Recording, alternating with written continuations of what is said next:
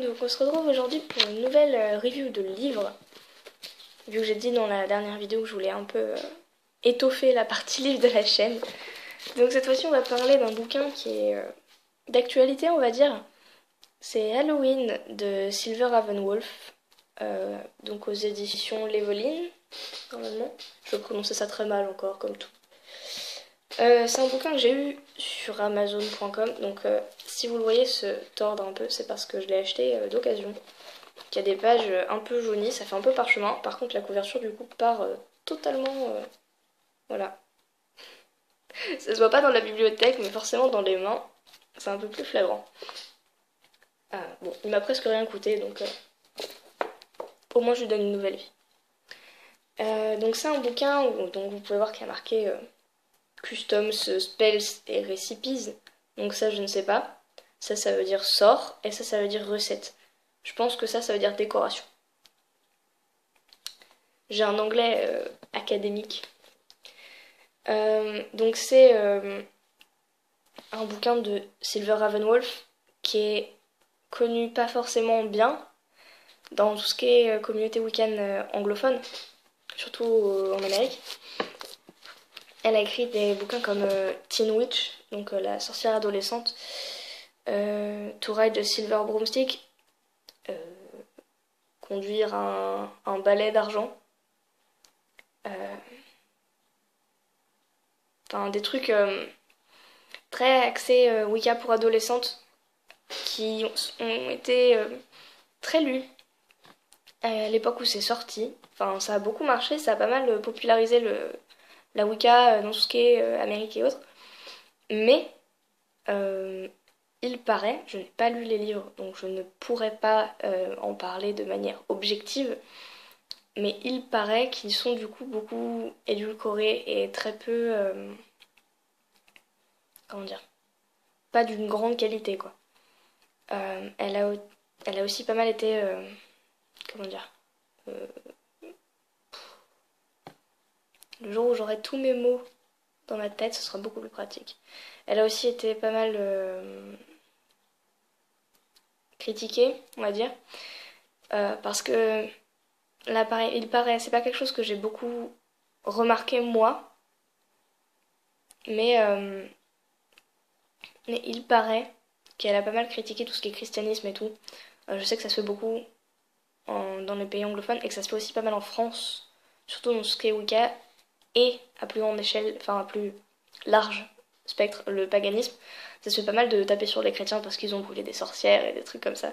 J'ai toujours trouvé ça ridicule, mais il paraît qu'elle, elle a pas mal participé à ce Christian bashing, je sais pas comment dire. Elle a pas mal critiqué les chrétiens pour des raisons plus ou moins réalistes et historiques, avec des guillemets dessus. Du coup, voilà, elle est pas mal controversée en Amérique. Donc, c'est juste pour situer un peu dans le contexte du bouquin, parce que clairement, c'est pas mon préféré. Donc voilà. Donc on va parler du truc en lui-même, hein, outre le fait qu'il est abîmé, donc je vous ai prévenu avant. La couverture est...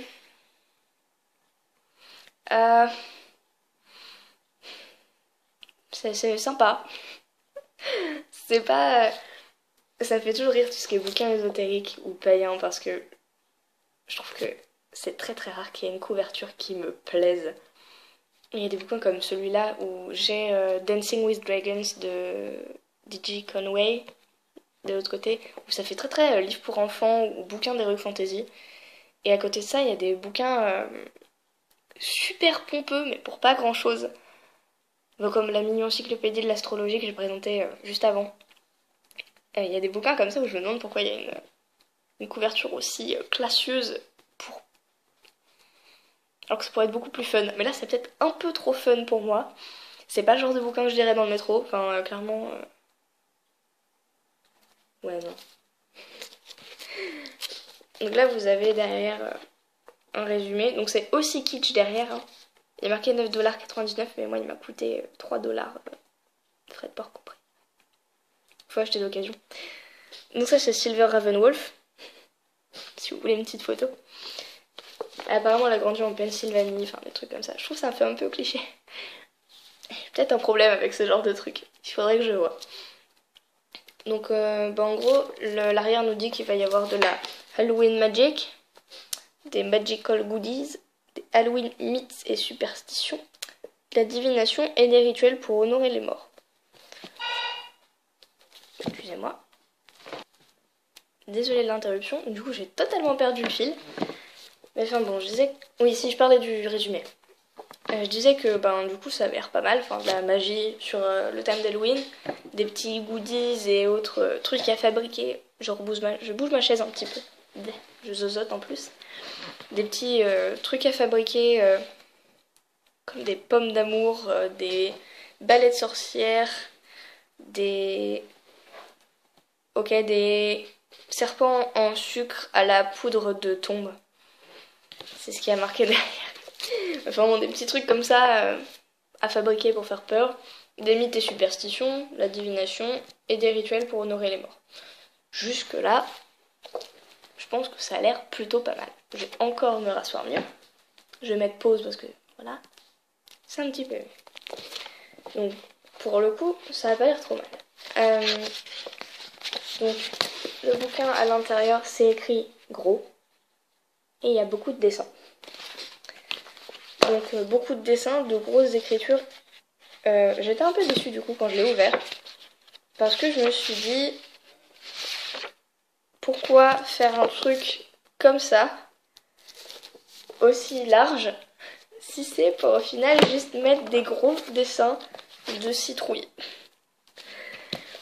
C'est plutôt sympa, ça fait un peu kitsch, enfin, c'est l'esprit d'Halloween à l'américaine avec les déguisements, des trucs comme ça et autres, mais j'ai pas trouvé ça forcément... Enfin, c'est rigolo mais sans plus, du coup j'étais un peu déçue, je m'attendais à plus de contenu, moins de grosses écritures et moins de dessins.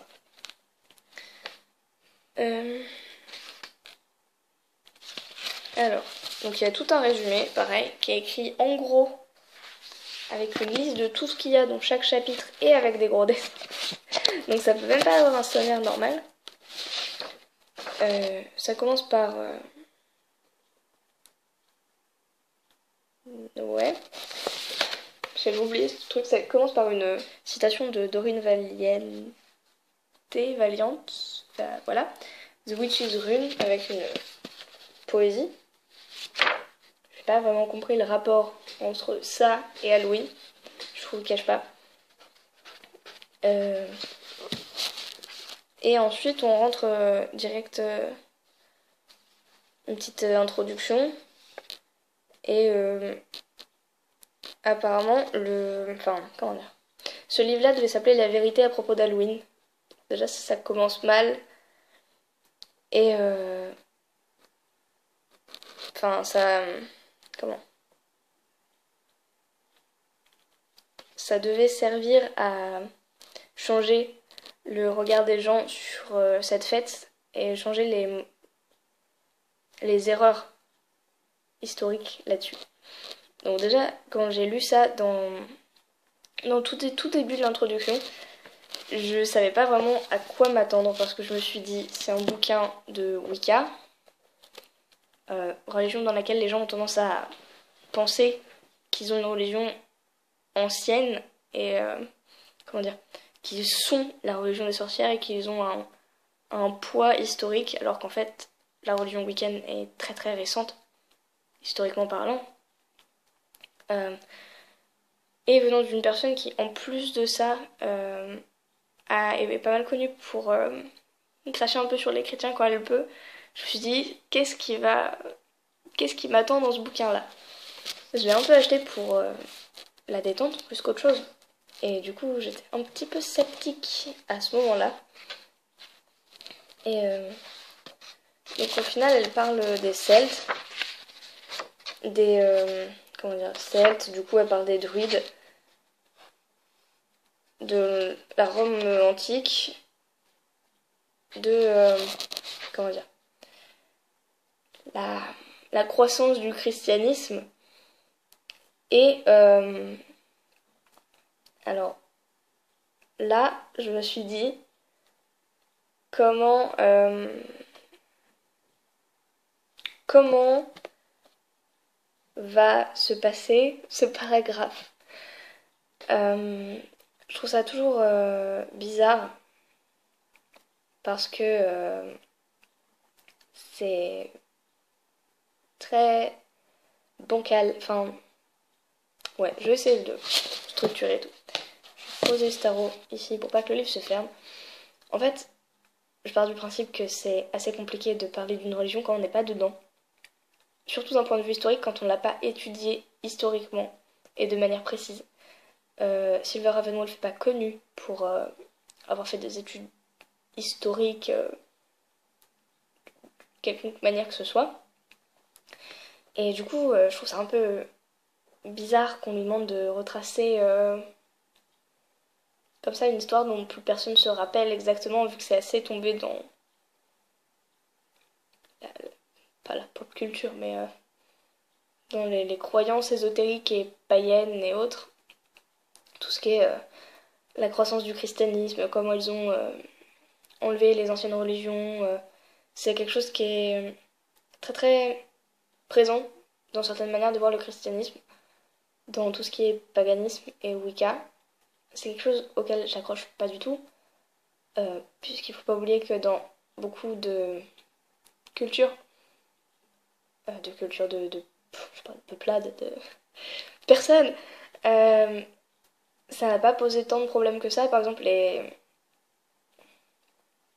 ceux qui, les nordiques, les vikings, les peuples scandinaves, qui avaient une mythologie scandinave du coup, ont pas mal suivi le mouvement d'un point de vue de christianisme. Et ça n'a pas été si sanglant que ça. Donc je trouve que beaucoup de personnes en tant que Wiccans, païens ou autres, etc., ont pas mal tendance à rendre les chrétiens super méchants. À rendre les chrétiens méchants sur tout ce qui est christianisation, les bûchers de sorcières et autres, alors que historiquement c'était beaucoup plus compliqué que juste brûler des nanas qui faisaient de l'ésotérisme. Si c'était aussi simple que ça se saurait. Ou encore, oui, l'église, ou tout ce qui est Vatican ou autre, qui veut empêcher les gens de pratiquer. Enfin, il y a tout un mythe autour de ça.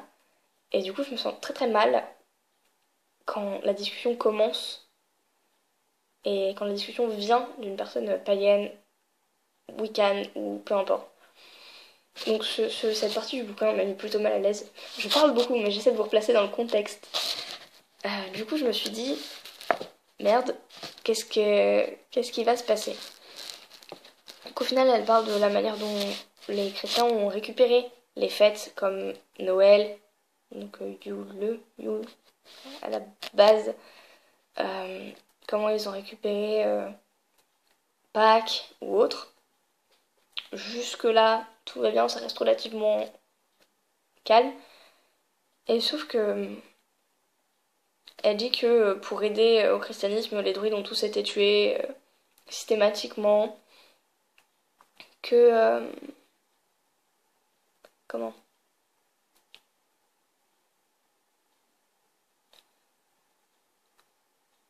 que les chrétiens ont forcément utilisé le truc à leur avantage pour, euh, pour essayer de passer, enfin d'aller plus loin que les Celtes. Enfin, je trouve que son discours est pas si violent que ça, je m'attendais à pire, mais il y a des petits passages.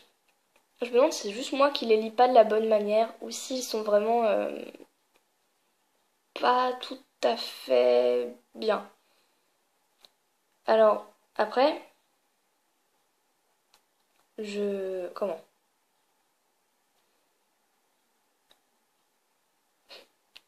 je viens de tomber sur une phrase, par exemple, une phrase qui m'a fait tiquer.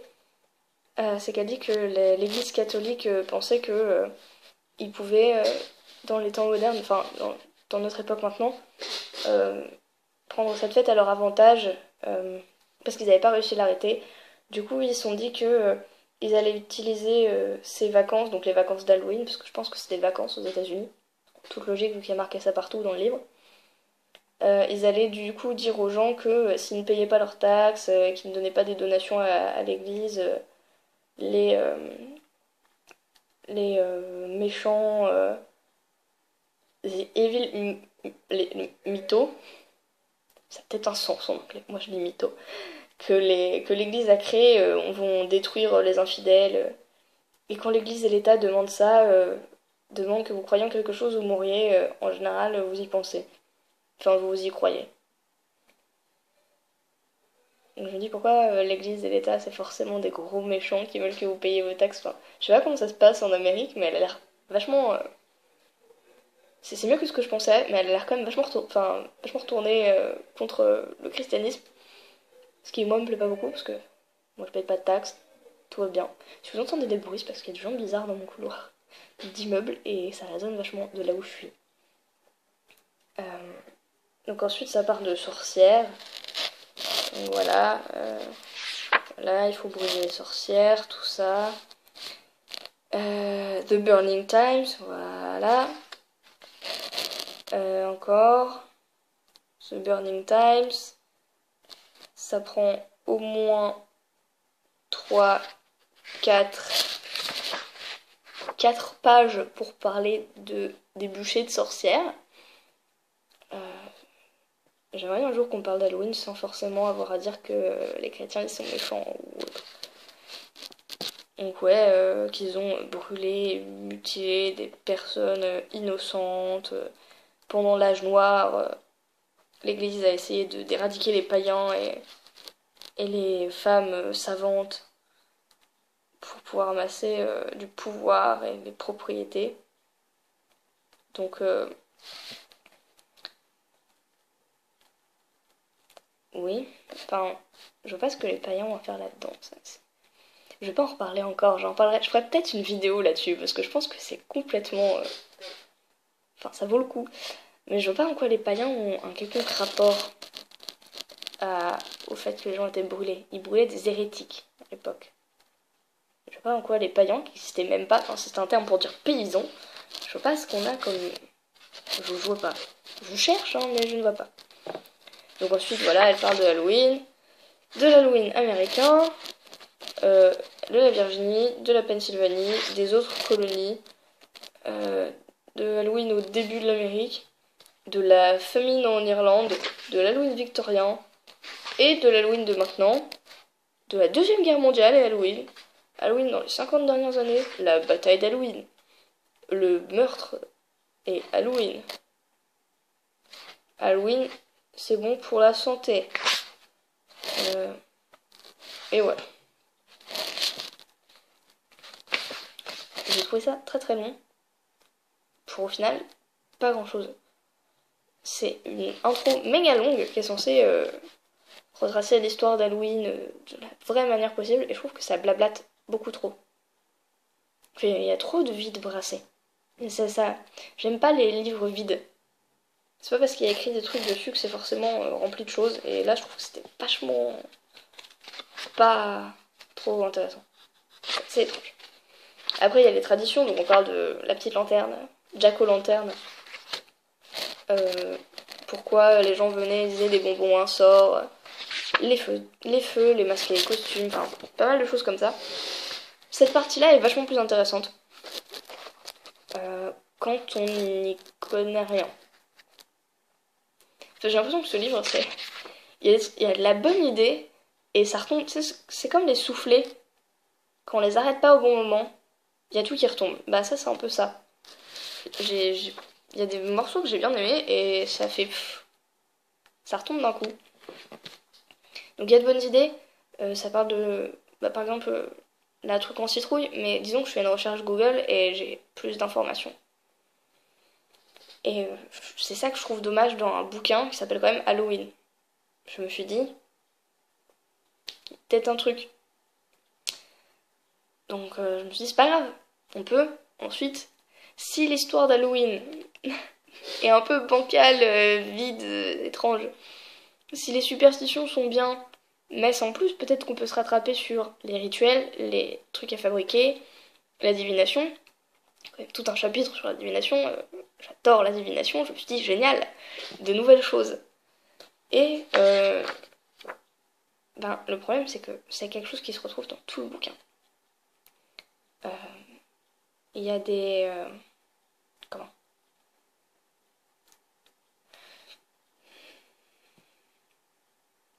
Je pense que c'est un bouquin qui, de A à Z, est pas mal pour les gens qui n'ont pas du tout de notion d'Halloween et de tout ce qu'il y a dans le livre. Parce que moi, ça m'a rien appris du tout. Et j'ai pas trouvé qu'il y avait des recettes particulièrement intéressantes. Enfin, il y a des trucs comme des gros feux de camp. Ouais. Ouais, voilà, le cercle de pierres et de flèches. Et des gens qui jettent des trucs dedans, dans un cercle et qui ensuite le brûlent et tout.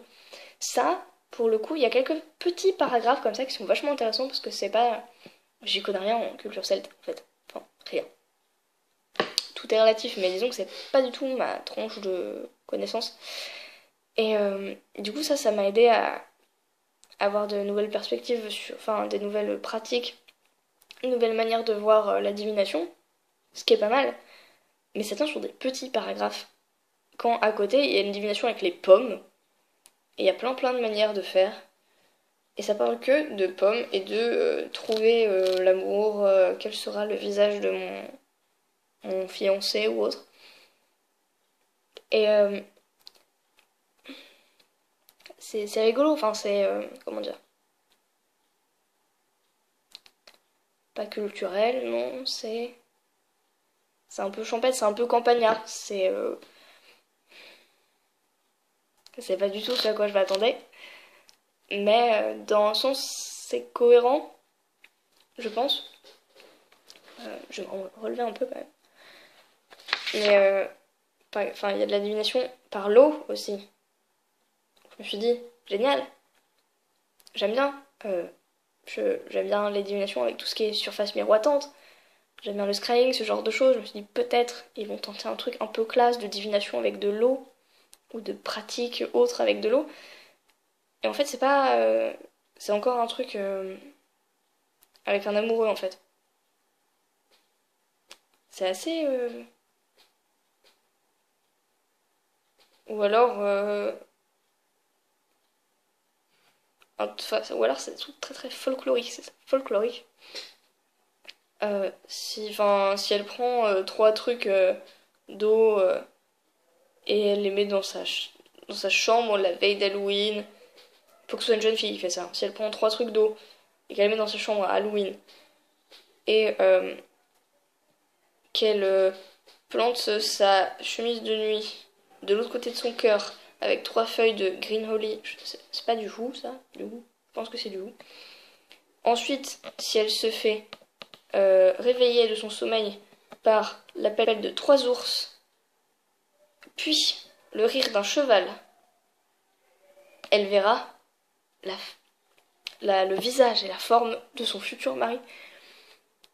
Et c'est représentatif de tout le bouquin en fait. Il y a des idées, il y a du folklore, mais il n'y a rien de vraiment concret. Il n'y a pas d'informations vraiment appréciables, nouvelles, tangibles. Enfin, pas tangibles, mais c'est vide un peu. Ça blablate beaucoup. C'est folklorique, c'est mignon, c'est tout ça, mais c'est pas... Il n'y a rien de consistant dans le bouquin. Et le problème, c'est que c'est aussi le cas des petites... Alors, je mettrais quand même un bémol sur tout ce qui est fabrication de choses. Et petits sorts et autres. Parce qu'il y en a qui sont super mignons, des poupées en maïs ou faire un petit... Là, il y a tout un truc pour fabriquer des poupées. Ça, par contre, c'est plutôt sympa. Mais encore une fois, c'est une petite partie d'un bouquin sur Halloween qui se voulait plutôt historique, révéler de vraies informations dessus ou autre. Et je trouve qu'il n'y a pas de... Enfin... Ouais, par exemple, voilà, comment résumer le bouquin. Là, il y a toute la partie sur les choses à faire. Donc, il y a un charm bag for luck, donc un petit sac pour la chance. un sort de citrouille de prospérité et des trucs comme ça. Et on arrive à la fin. Et il y a marqué suggestion, comment on appelle ça? Une liste de bouquins à lire, suggérés, après ce chapitre. Et il y a Beginning Wicca. Donc par exemple, To Ride the Silver Broomstick de Silver Ravenwolf. Teen Witch Wicca for New Generation de Silver Ravenwolf. La Wicca pour les personnes de 13 à 18 ans. Puis Wicca, un guide pour le praticien solitaire, de Scott Cunningham. La réalité à propos de la sorcellerie aujourd'hui de Scott Cunningham. Donc en gros, pour la liste de trucs suggérés, il y a 4 bouquins pour commencer la Wicca, 2 de Scott Cunningham, 2 de Silver Ravenwolf. C'est mince, comme...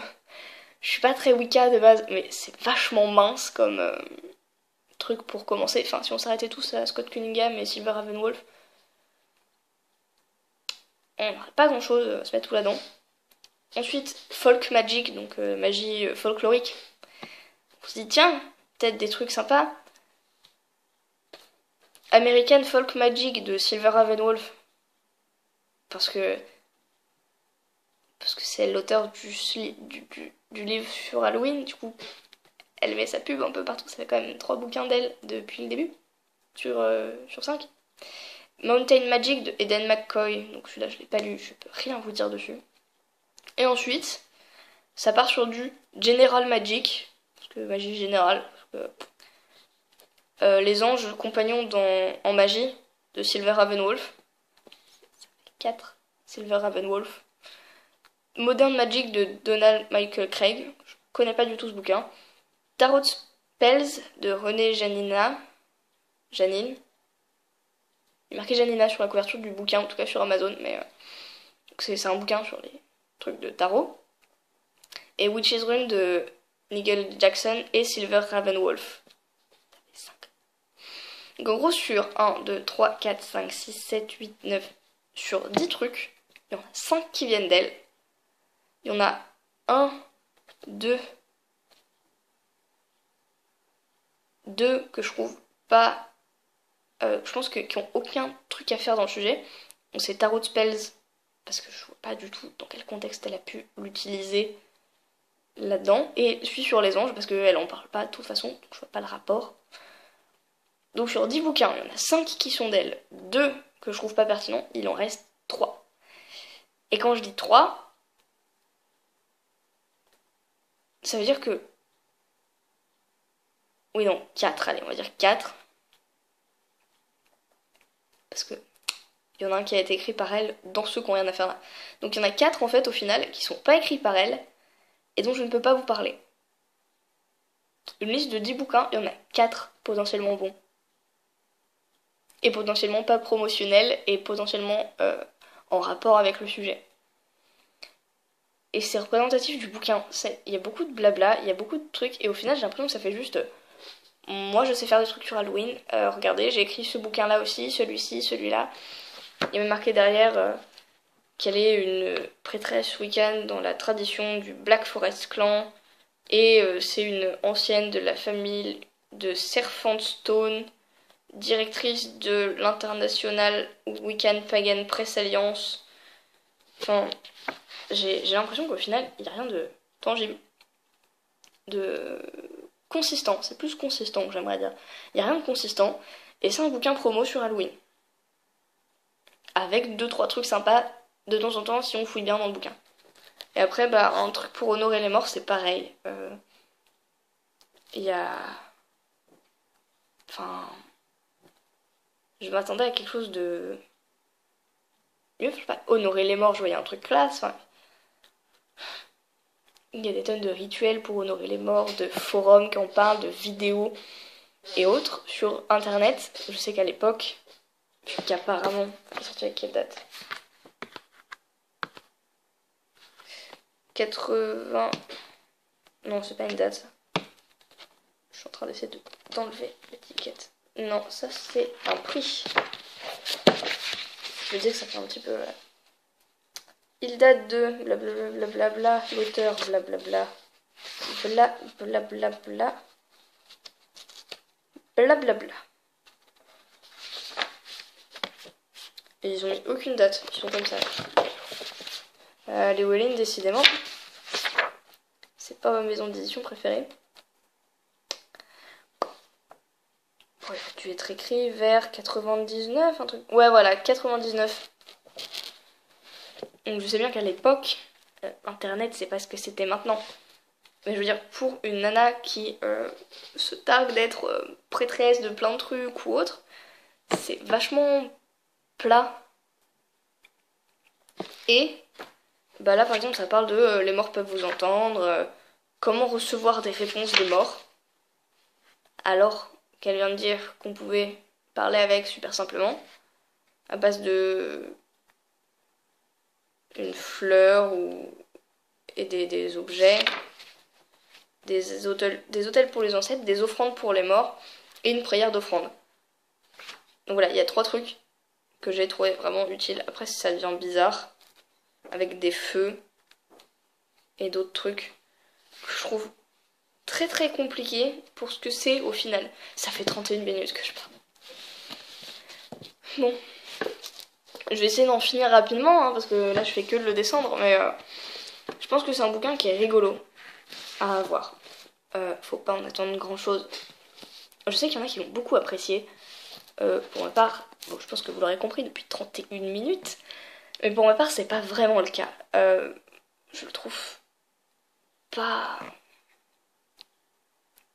Autant celui d'avant était ancien, mais restait relativement bien fait, autant celui-là, bah je sais pas, c'est le genre de truc que. Non, je ferais même pas ça à un enfant, mais. Bah c'est le genre de truc que je lirais quand j'ai rien à faire en fait. C'est un peu triste, parce que de base, ça partait d'une bonne intention.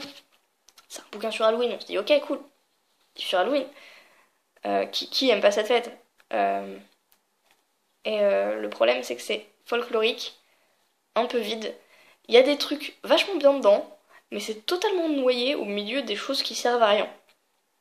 Et c'est ce que je regrette le plus. J'aurais préféré un truc peut-être plus spécifique que des sorts ou que des invocations ou que des... je sais pas. Mais là, je trouve que elle a voulu ratisser super large. Et elle a voulu parler de l'histoire, puis après elle a voulu parler des traditions, du folklore, et au final, ça ressemble pas à grand chose. Alors que, enfin, un bouquin sur un thème comme ça aurait pu être vachement mieux. Donc, je recommande à ceux qui aiment Halloween. Excusez-moi. Je veux pas avoir le hockey maintenant.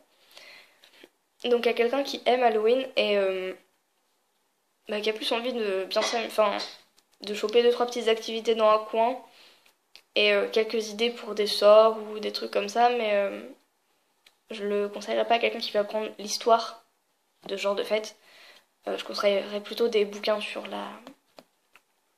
le paganisme celtique ou la religion celte telle qu'elle était vécue avant. Je pense que ce serait vachement plus pertinent. Et ben, clairement, maintenant, peut-être que ce livre a dû être très très bien à l'époque, mais je trouve qu'il est vraiment dépassé dans tout en général.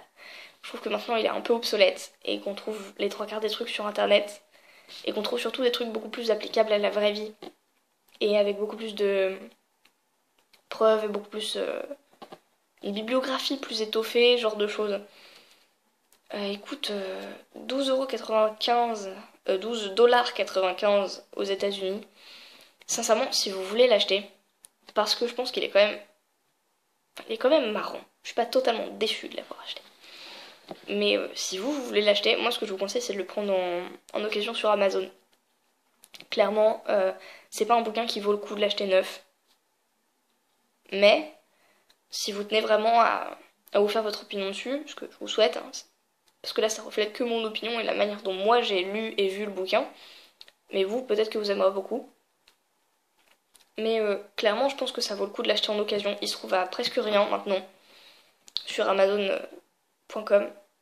Mais du coup, vous donnez un peu une deuxième vie au bouquin. Si vous le trouvez dans une librairie près de chez vous, c'est encore mieux. Mais l'achetez pas neuf. Je pense que ça vaut pas le coup. Il est marron, sympa, mais franchement, sans plus. Et un peu insipide. Voilà. Donc j'étais plutôt déçue, je vous le cache pas. J'achète pas des bouquins en général pour ne pas les aimer. Et ma foi, maintenant je ferai plus attention à ce que j'achète. Et Sylvain Ravenwolf, effectivement, c'est un peu moyen. Donc je vais arrêter de parler parce que ça commence à être vraiment vraiment long. Je vous dis à la prochaine pour une nouvelle vidéo. Prenez soin de vous et surveillez les livres que vous achetez. À bientôt.